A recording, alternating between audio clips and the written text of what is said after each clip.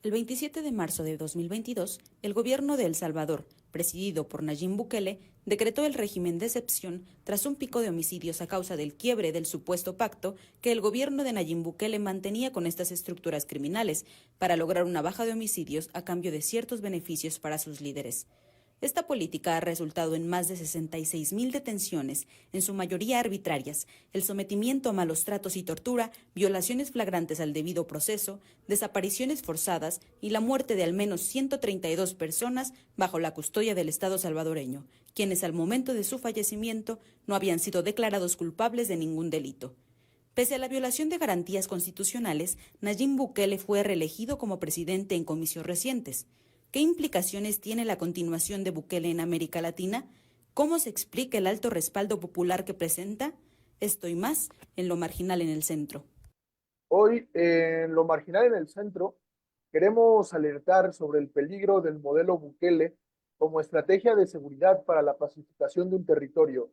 Y es que, como es de dominio público, hace aproximadamente 2 semanas en las elecciones generales para elegir al presidente de El Salvador, Nayib Bukele, según los datos oficiales, arrasó con una mayoría aplastante sobre los demás candidatos en la búsqueda para su reelección, para la reelección de su mandato.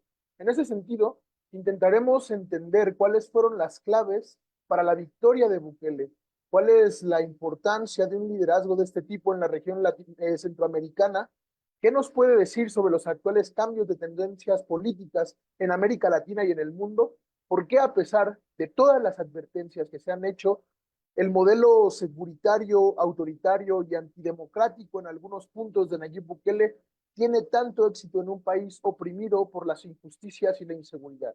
Esto y más intentaremos desenmarañar en Lo Marginal en el Centro. Y para nuestro programa de hoy está con nosotros Nelson Arteaga. Él es profesor investigador de la Flaxo México, es doctor en Sociología por la Universidad de Alicante, Faculty Fellow en el Centro de Sociología Cultural, Universidad de Yale y miembro del Sistema Nacional de Investigadores. Nelson, gracias por estar en Lo Marginal en el Centro. No, al contrario, muchísimas gracias por la invitación, Aquiles. Bienvenido, porque también nos acompaña Fabricio Loruso. Él es director en estudios latinoamericanos por la UNAM, es académico en la Universidad Iberoamericana León, columnista del portal sinembargo.mx y colaborador en medios mexicanos y extranjeros, además de ser investigador del CONACYT. Fabricio, gracias por estar aquí hoy en Lo Marginal en el Centro. Muchísimas gracias, igual, por el espacio. Creo que en este punto tenemos que dar la bienvenida a todos y a todas las que nos sintonizan, los que siguen nuestro programa. Gracias por estar aquí en Lo Marginal del Centro y quiero comenzar de una vez con este problema que vamos a analizar y quiero comenzar contigo, Nelson. ¿Qué peligros se vislumbran de este modelo de gobierno de Nayib Bukele? ¿Cuáles son las consecuencias que se pueden que se pueden prever, mejor dicho, en un gobierno que ha hecho el estado de excepción su bandera política? Bueno, yo creo que las alertas están ahí con respecto a lo que puede suceder cuando una sociedad, digamos, democrática es incapaz de poder resolver los problemas de inseguridad a través de políticas inclusivas, que respalden los derechos humanos y que de alguna forma cree los mecanismos institucionales capaces de poder procesar lógicas de criminalidad y lógicas de violencia, como en el caso de El Salvador, y que regularmente lo que hace, digamos, estos procesos, cuando ya son complicados de resolver, surgen este tipo de figuras, como el presidente de El Salvador,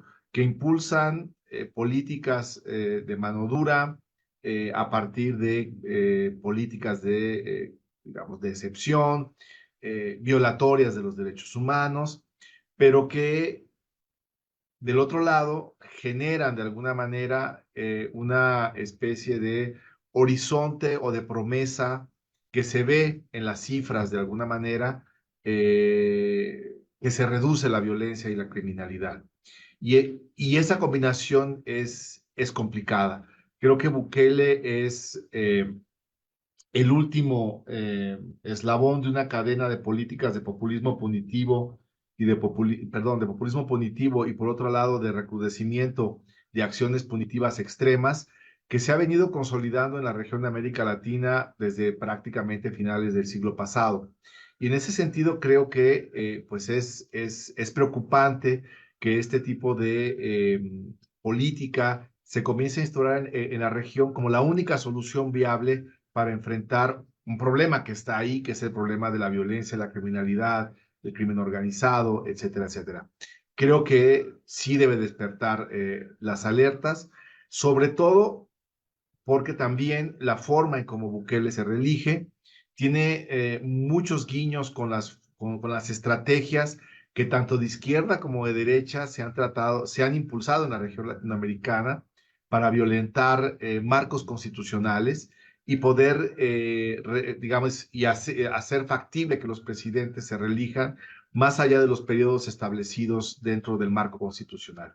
Creo que esas dos cosas son importantes. Por un lado, cómo se viola este marco constitucional o se altera, como sucedió también en el caso de Bolivia con Evo Morales, ahora en el caso de Bukele, pero que, digamos, en el caso particular de Salvador, con estas políticas draconianas, digamos, y violatoras de los derechos humanos. Sí, creo que es muy importante de lo que se habla, principalmente tomando en cuenta la facilidad con la que se pueden llegar a conclusiones de alguna manera discutibles sobre el modelo de securitización del Salvador. Muchas veces creo que nos dejamos llevar por las cifras, que de alguna manera es muy fácil después de leer que se ha reducido la criminalidad en un tanto por ciento importante, que se ha aumentado el turismo, que se ha aumentado la llegada de inversores a El Salvador. De alguna manera es algo que muchos gobiernos en Latinoamérica y muchas partes, muchos consensos también de la población aprueban de alguna manera pues este tipo de medidas sin pensar en el anverso de la moneda, ¿no? En el reverso de la moneda, perdón.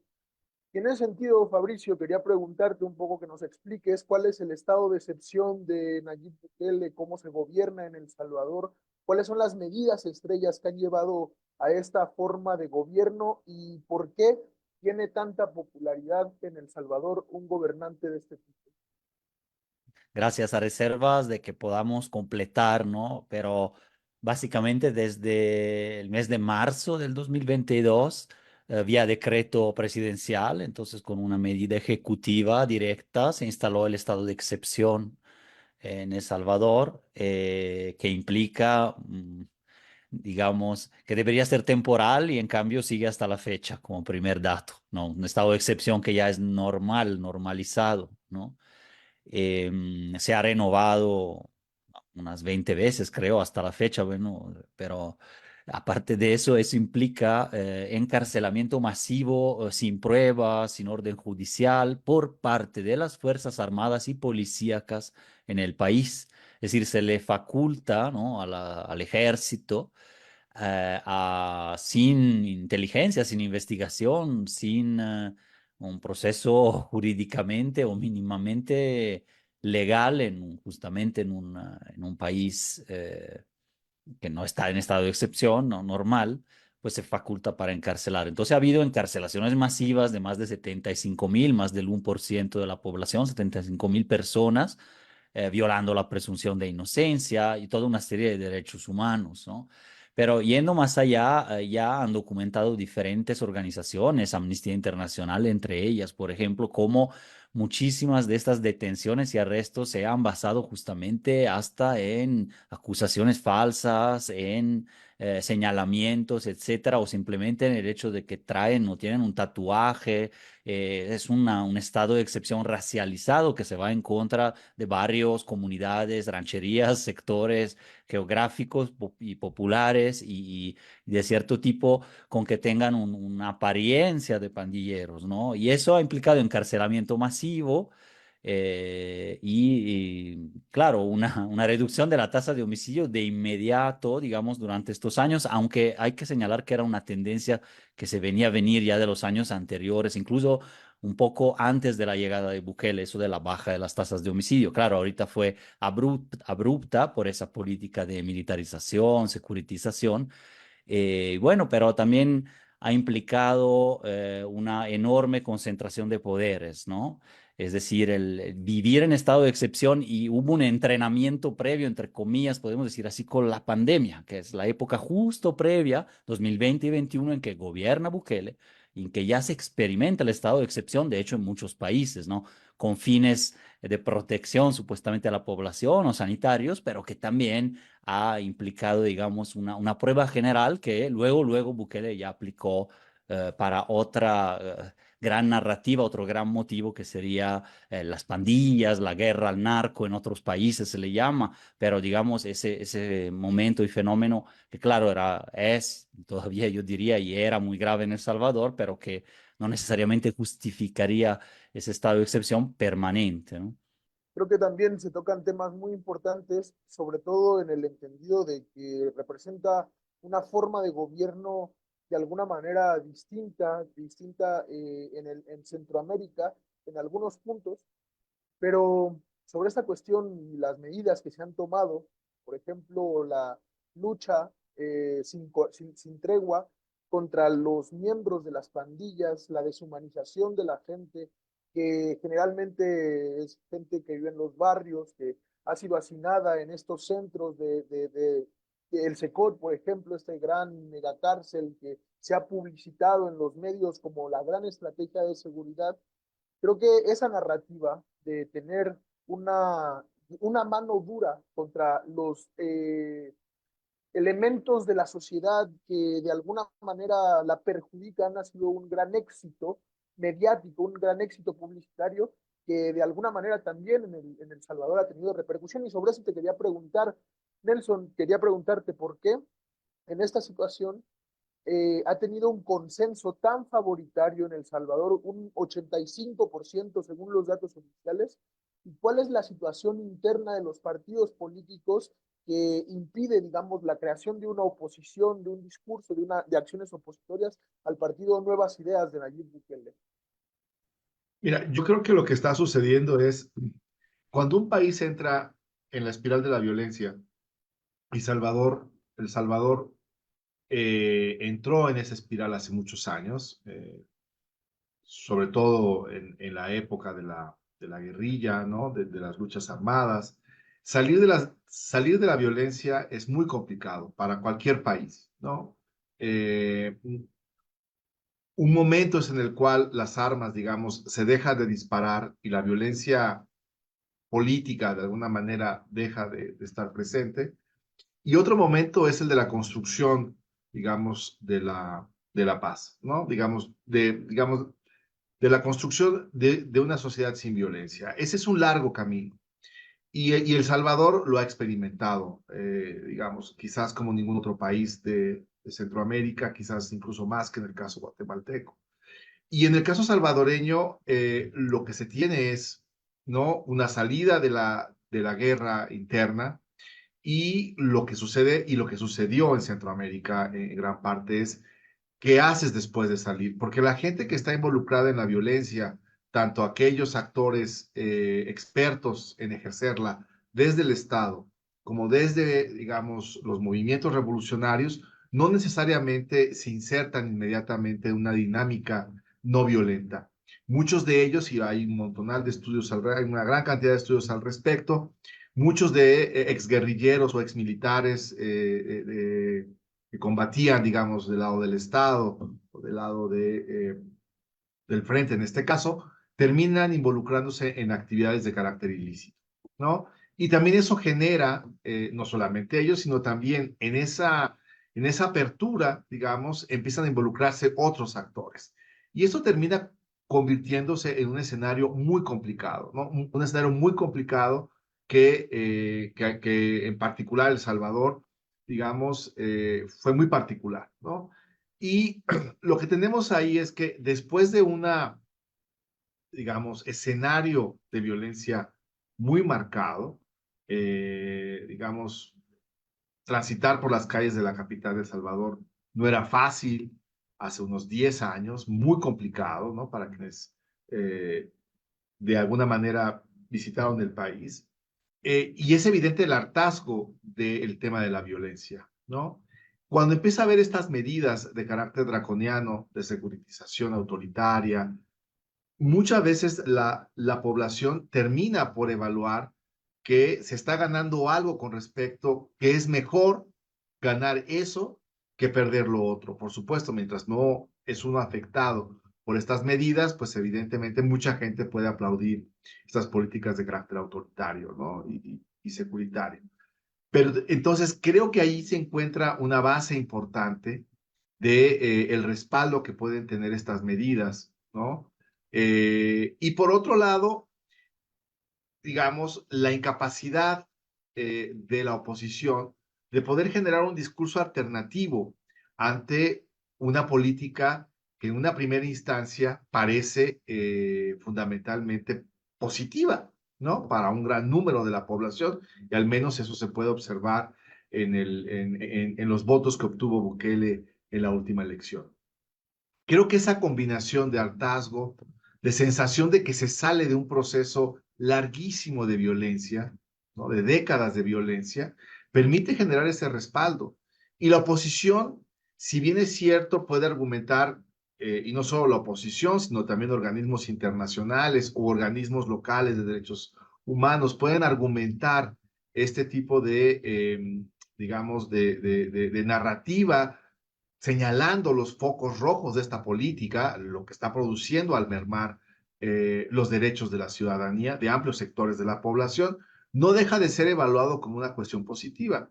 Y simplemente hay que ver algunos datos de la Timbarómetro en los últimos años, en donde la mayoría de las sociedades latinoamericanas aprueban regularmente que si se sintieran más, que preferirían tener una sociedad mucho más segura, ¿no? Y estable que sociedades democráticas.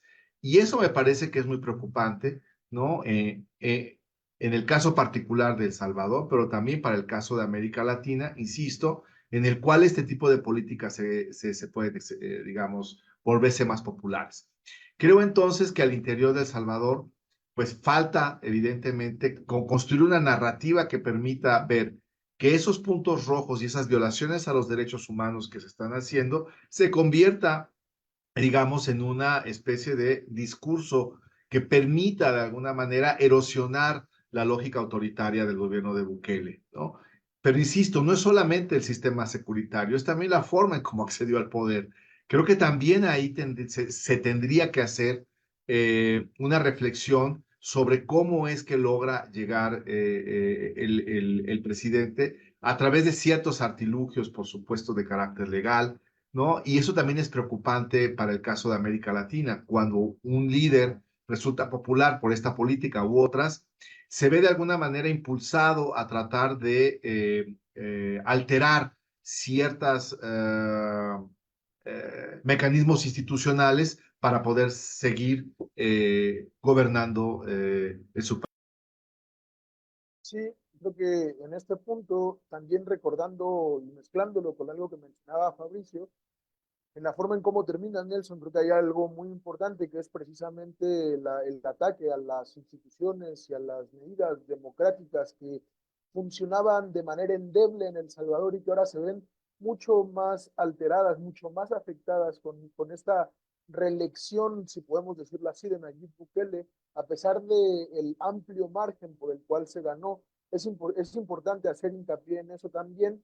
Y quería preguntarte, Fabricio, en la misma tesitura, sobre esta situación, ¿por qué se ha conformado un consenso en El Salvador y en América Latina que favorece tan claramente las políticas securitarias de Nayib Bukele y por qué dentro de los partidos tradicionales no se ha podido crear una oposición que ponga en el centro también medidas de seguridad distintas, más humanas, más eficaces también, que paulatinamente en el largo plazo reduzcan la violencia.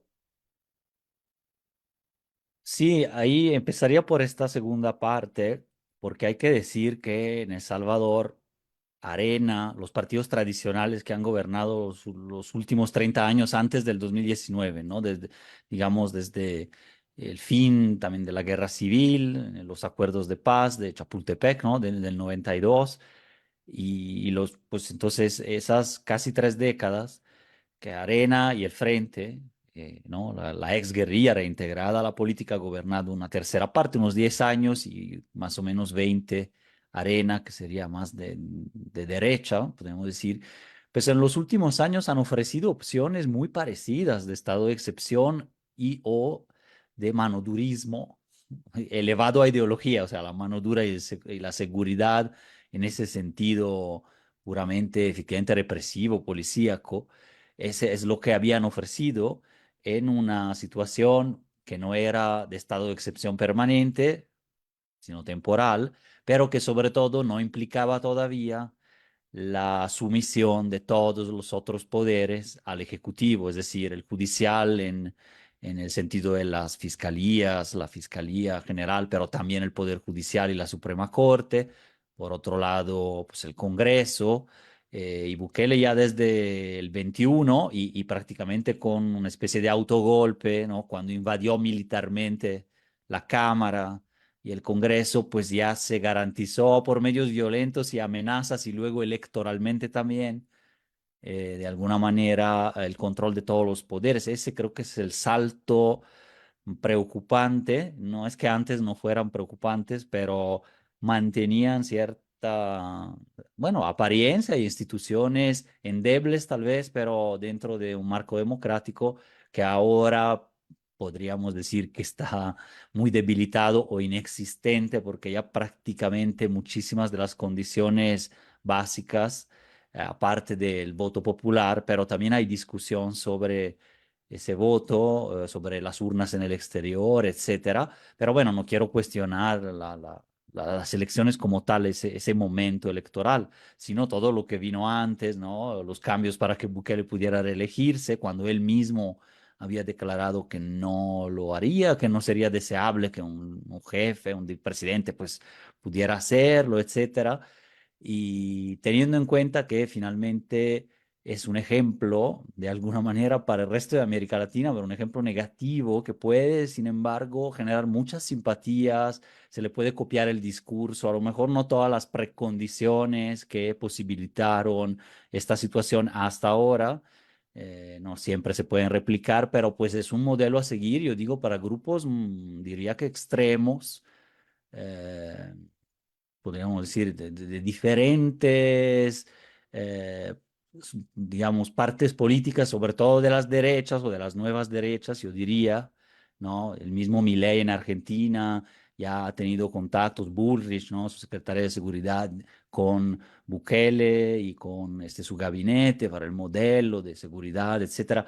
Entonces se respaldan de alguna manera, tanto en la narrativa como en el ejemplo, y que sí llega a ser ya antidemocrático, autocrático, más securitarismo, etcétera, a pesar del consenso interno que en general luego con el tiempo y como vamos viendo cómo va la economía, a lo mejor es un tema para después, y cómo van las condiciones materiales y reales de vida de la población en el tiempo, más allá de este tema de la seguridad, y por cuánto tiempo dura y qué otras fracturas va provocando, pero pues habrá que ver en el mediano plazo si es viable, pero por el momento sí es muy atractivo para sectores en muchos países, incluyendo México, ¿no?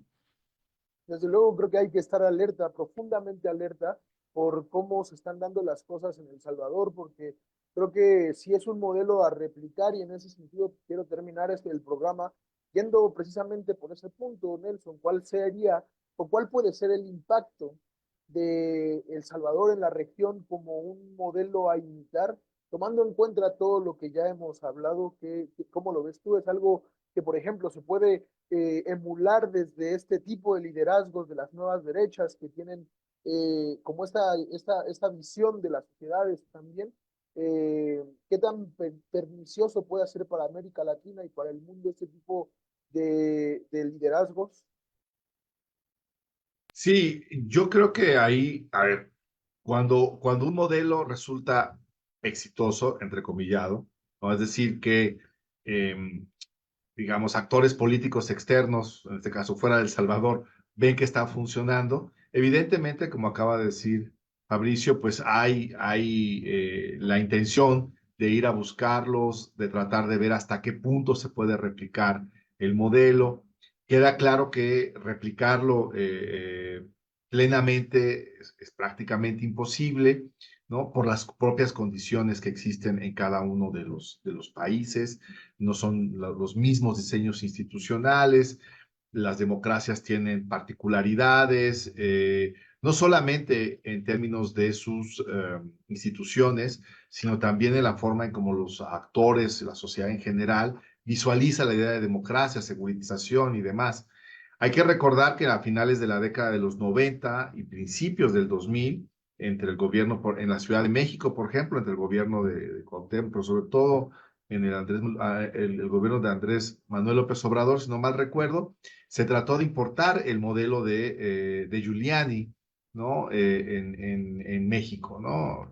Todavía, bueno, hay una cantidad ahí importante de artículos, ¿no? Que muestran cómo Giuliani vino a México, se dio una vuelta en helicóptero, se hicieron toda una serie de proyectos para tratar de establecer digamos, los sistemas de recolección de bases de datos, videovigilancia, estructura de patrullaje, etcétera, etcétera. No fue realmente la aplicación de la política en estricto sentido de lo que Giuliani hizo en la ciudad de Nueva York, pero ciertamente hubo intentos de hacer digamos, un injerto del modelo en el caso mexicano que tuvo cierto éxito, hay que decirlo, ¿no? Entonces, creo que con todas las implicaciones de discriminación, racismo, desplazamiento, gentrificación, que implicó el modelo de Giuliani para la Ciudad de México en un gobierno que se autodenominaba de izquierda. En ese sentido, creo también que el modelo que se implanta o el modelo que está ahí en El Salvador podría de alguna manera replicarse, pero insisto, no podría replicarse en las mismas condiciones.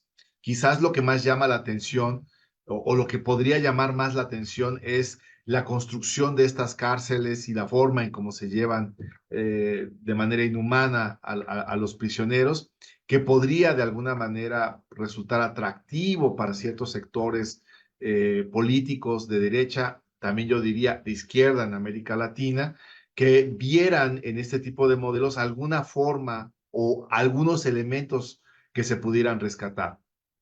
Pero insisto, como sucedió, y el caso de Giuliani, hay que decirlo, no solamente se exportó al caso de Ciudad de México, fue llevado también a Argentina, a otros países de América Latina y otros países del resto del mundo, como el modelo de securitización que en aquel momento se consideraba como el óptimo. Este modelo es más latinoamericano, en el caso de Bukele, tiene también sus resonancias con los procesos de encarcelación masiva en el caso de los Estados Unidos, pero realmente es un modelo más regional. Pero para poder aplicarse tendrían que tener muchísimas condiciones como las que se han señalado aquí, ¿no? Que es generar quizás un estado de excepción largo, etcétera, etcétera. Es mucho más complicado, me parece, aplicarlo para el caso de México, para el caso de otros países de América Latina, pero no dudo que algunas cosas sean consideradas por algunos países para tratar de importarlo. Como sucedió cuando llegó Enrique Peña Nieto al gobierno de México, que se trajeron al superpolicía colombiano, ¿no? También para tratar de replicar algunas cosas. Esa tentación va a estar ahí y no dudo que en el caso de la política securitaria de Bukele sea exportable o cuando menos se sienten algunos actores, como ya señaló Fabricio, para tratar de recuperar algo o tratar de importar algo y adecuarlo a los contextos nacionales, lo cual me parece que es peligroso y que tendríamos que estar atentos como sociedad para evitar que eso suceda. Sí, es que creo que es espectacular, o sea, en el sentido en que se hace todo un espectáculo en torno a la forma en cómo se ha deshumanizado a los prisioneros en El Salvador mediante estos videos en donde pues se ve prácticamente haciendo uso de todo tipo de vejaciones contra la gente y además se logra hacer de alguna manera que sea positivo el impacto en la gente y que lo vea y que se aplaudan este tipo de medidas considerando que así se está acabando efectivamente con el origen de la desigualdad y con el origen de la inseguridad también, que es algo muy peligroso. Y te quería preguntar, para terminar también con el programa, Fabricio, en ese sentido de cuál puede ser el impacto del modelo Bukele en América Latina, qué es lo que algunos gobiernos buscarán replicar, a qué debemos de estar alerta y cómo se podría de alguna manera combatir estas pulsiones tiránicas, antidemocráticas de los distintos gobiernos en esta región, ¿no?